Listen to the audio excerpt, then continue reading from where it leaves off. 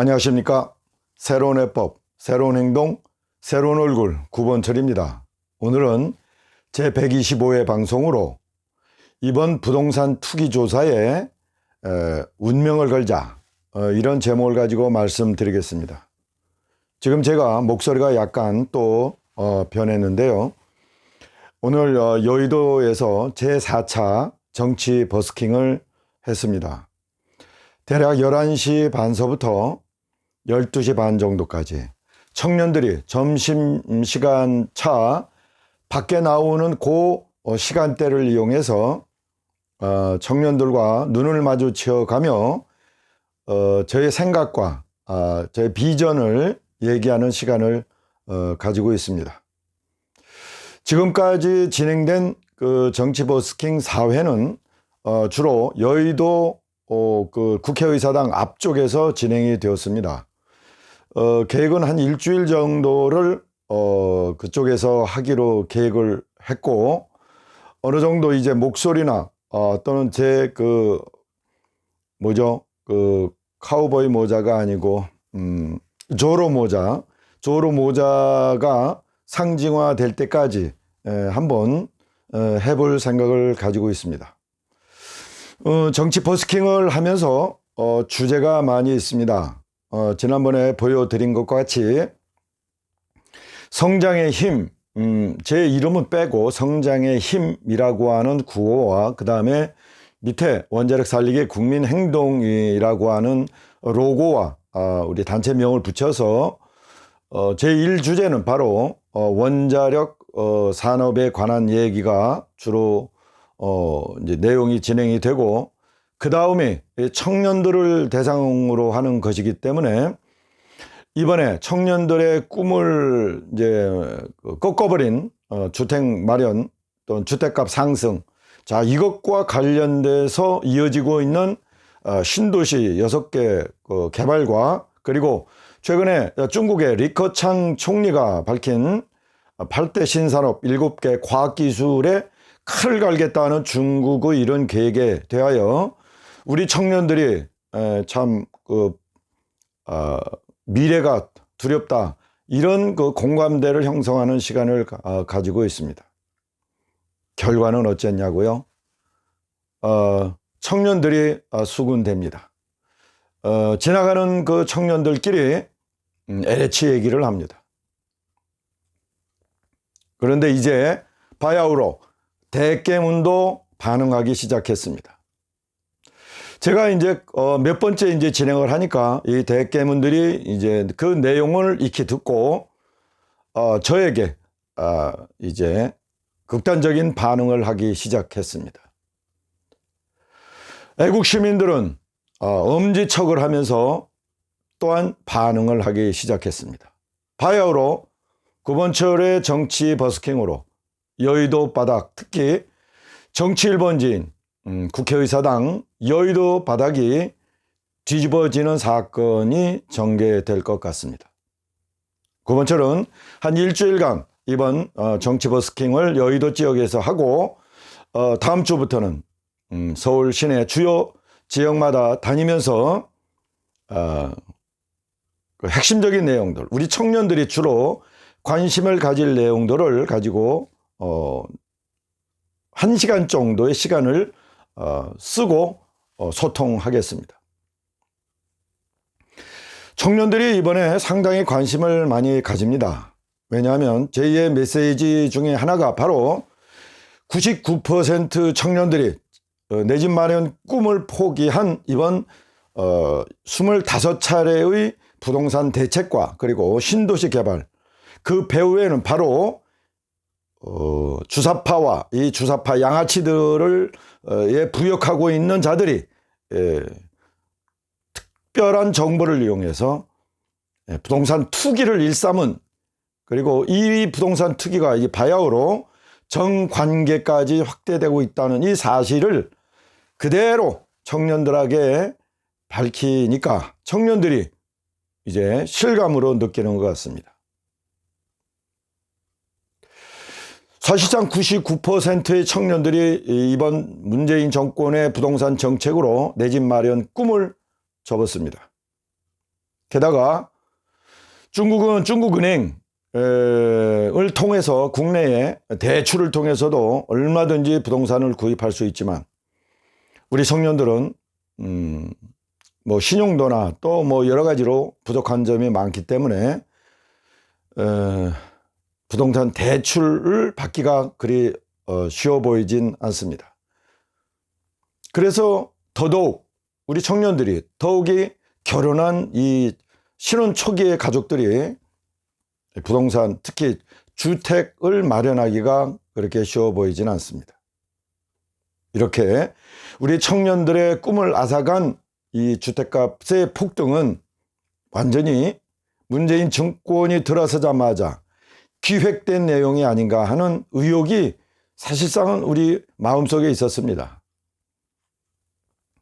지금 6개 신도시 중에서 5개는 이미 김현미 장관 시절에 다 진행되고 있었는데 사실상 박근혜 정권과 이명박 정권에서는 신도시 계획이 진행되지 않았습니다. 왜냐하면 아니 주택값이 오르지 않으니까 굳이 신도시 개발을 하지 않더라도 정말 주택 마련에 어려움을 느끼고 있는 일부 청년들과 신혼부부들 그리고 집의 구매가 거의 절벽 수준에 달하는 서민들을 위해서 뭐 행복주택이다 뭐 이런 소위 말해서 니치 마켓 타입의 맞춤형 그런 주택 정책을 전개했지 대단히 신도시 개발 같은 것은 시도하지 않았습니다. 말씀드린 대로 주택값이 어느 정도 안정되었기 때문입니다. 당연히 주택값이 안정이 되면 이런 대규모 신도시 개발을 할 수가 없습니다. 대규모 신도시 개발을 한 역대 정권들은 노태우 정권 그리고 노무현 정권 이번에 문재인 정권이죠. 특별히 노무현 정권은 혁신도시다 무슨 도시다 하면서 전국을 들쑤셔가지고 보상액만 그 당시에 100조가 넘었다고 하는 정도로 부동산 광풍을 일으켰던 적이 있습니다. 당연히 부동산 투기 꾼들에 의한 그런 또 여러 가지 부조리가 부패가 있었던 것이고요. 그 정점이 바로 세종시가 아니겠습니까? 여러분 세종시 정부청사를 한번 가보십시오. 그것이 이렇게 세계 10위권에 달하는 대한민국의 를 대표하는 정부 청사의 모습인지 완전히 뱀입니다. 어떻게 하면 저 땅을 이어갈까 완전히 그 생각으로 정부의 그 청사가 이어졌습니다. 이명박 정권에서 사실 시도했지만 박근혜 정권에서 뭐 샅샅이 조사를 했었어야 합니다. 두 정권이 사실상 그런 어떤 뭐라 그럴까 추진력이나 그런 확실한 그 좌파 척패 청산에 대한 그 굳은 신념이 부족했다. 그래서 당한 거 아니겠습니까? 우리가 정권을 잡는다면 이제 그런 실수는 두 번 다시 하지 않겠습니다. 자, 부동산 정책 가운데 주택값을 일부러 올리지 않고서는 도무지 이해가 될 수 없는 김현미 전 국토부 장관의 부동산 정책. 여러분 이해하십니까? 이미 문재인 정권이 들어서자마자 부동산 정책 그중에서도 주택값은 들먹이기 시작했습니다. 그렇다면 신도시 개발 계획을 본격적으로 시작하더라도 내중에 시작하더라도 발표하고 집값의 안정화를 꾀했어야 되는데 이 문재인 정권은 계속해서 부동산 정책을 집값 올리는 정책으로 너무 도무지 전문가들이 이해할 수 없는 정책을 고집했습니다. 그러면서 5개 신도시 개발 계획을 김현미 장관 시절에 다 정리해 놓고 자 마지막으로 광명시역 지역에 LH 직원들이 이제 땅 투기를 다 해놓은 지역입니다. 그 당시 LH 사장이 바로 현 국토부 장관인 변창흠입니다. 자, 이 친구들이 자기 휘하에 있는 모든 직원들이 이제 대부분의 직원들이 어떻게 되면 할 수 있으면 땅 땅 투기나 투자를 할까 이렇게 생각하고 있는 터에 보상을 담당한 직원이 주도가 됐는지 뭐 했는지는 모르지만 어쨌든 LH 직원들의 많은 수가 광명시형 지역에 투기를 한 상태였습니다. 당연히 LH 사장에서 장관이 된 변창흠에게 LH 직원들이 이제 뭐라고 하지 않았겠습니까? 아니 사장님이 계실 적에 우리가 이 부동산 투자를 다 해놨는데 사장님 5개 지역만 신도시 개발 계획으로 편입하고 아니 왜 광명시역을 뺍니까? 라고 하지 않았겠습니까? 그러니까 변창흠이가 국토부 장관이 되고 신도시 개발 계획에 5개 플러스 1개, 즉 광명시형 지역을 이번에 추가했던 것이죠. 그래서 이번에 불거진 LH 직원의 투기 행위가 드러난 것입니다. 제가 정치 버스킹을 하면서 이 문제를 청년들의 주택 마련 기회 박탈과 연계시켜서 목소리를 높였더니 우리 청년들의 분위기가 심상치 않습니다. 과거 같으면 제가 국민의힘이다, 미래통합당이다, 자유한국당이다 뭐 이런 정치인의 입장에서 이런 얘기를 하면 귀를 막거나 침을 뱉거나 아니면 뒤돌아서 수군대거나 어떤 형태로든 간에 적대적인 반응을 보이는 것이 많은 청년들이 보아온 그런 태도였습니다. 그러나 이번에 정치 버스킹 과정에서 보인 우리 청년들은 그렇지 않았습니다. 자기들 입으로 LH 얘기가 수시로 튀어나왔고 또 집값 문제가 튀어나왔습니다. 그렇지 않겠습니까?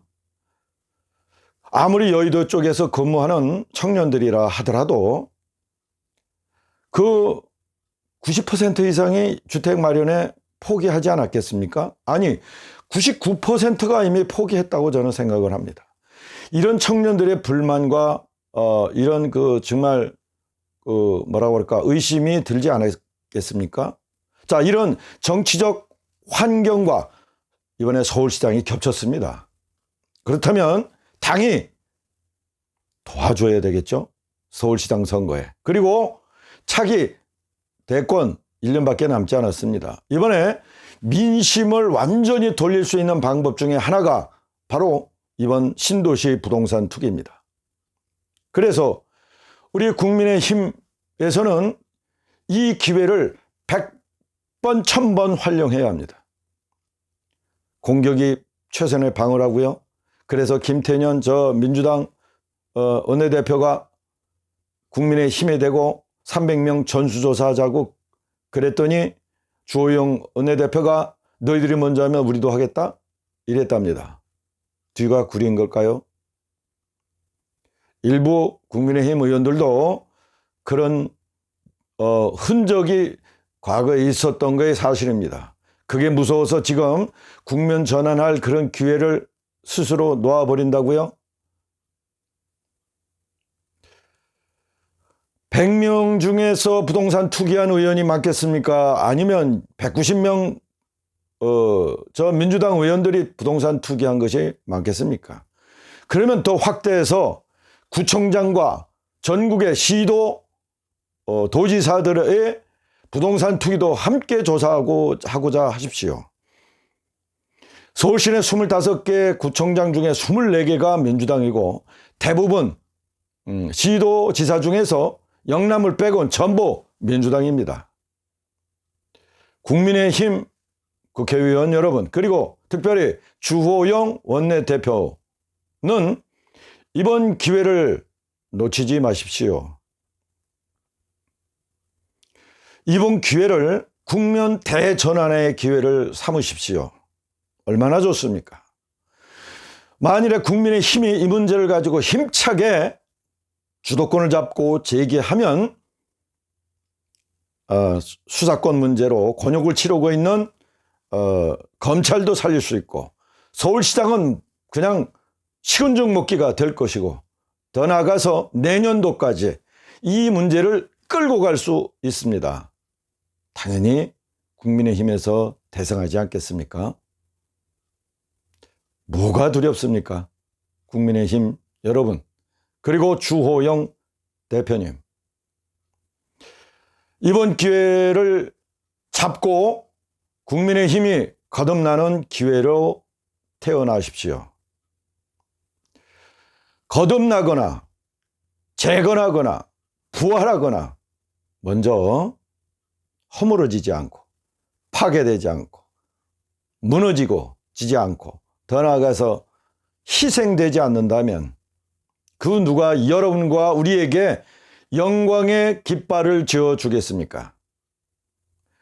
국민의힘이 내년까지 2022년까지 이어지리라 생각하십니까? 천만의 말씀입니다.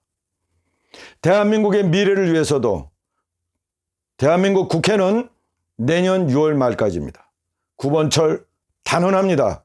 내년 말까지 이번 국회의 임기가 종료됩니다. 이제 1년밖에 남지 않았습니다. 우리가 9번철이가 제시한 2022년 아마겟돈 결전, 즉 대통령 선거, 국회의원 선거, 지방선거를 2022년 상반기에 모두 치러서 대성하는 정치 빅뱅을 우리가 목표로 하고 있는 이 마당에 지금 이 시점에서 찾아온 기회를 두 손 두 발로 걷어찰 수는 없지 않습니까? 국민의힘 국회의원 여러분, 그리고 특별히 주호영 원내대표님, 이번 부동산 투기 전수조사 300명뿐만 아니고 구청장 이상, 선거로 당선된 구청장 이상, 지방도지사까지 전부 전수조사 가족까지 포함해서 청와대는 물론이고 정부는 물론이고 전수조사 하자고 치고 나가십시오. 그래서 주도권을 잡으십시오. 승리하실 겁니다. 오늘은 여기까지 하겠습니다. 성장의 힘 9번철입니다. 감사합니다.